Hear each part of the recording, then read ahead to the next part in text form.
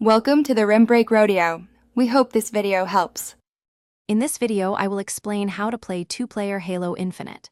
First, connect a second controller to your console or personal computer.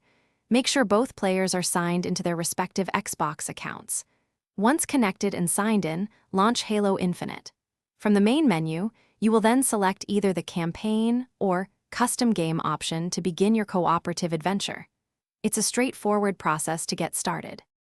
After selecting your desired game mode, look for the co-op or split-screen option. This will allow the second player to join your session. A prompt will appear for them to confirm their participation. Once both players are ready, you can start your mission or custom match. It's a fantastic way to experience the game's expansive world and intense battles together. During two-player co-op, you will share the screen in a split-screen view.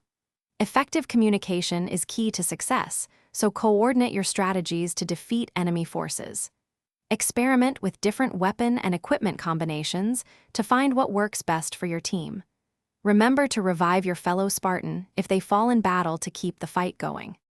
To truly maximize your two-player fun, always communicate with your teammate.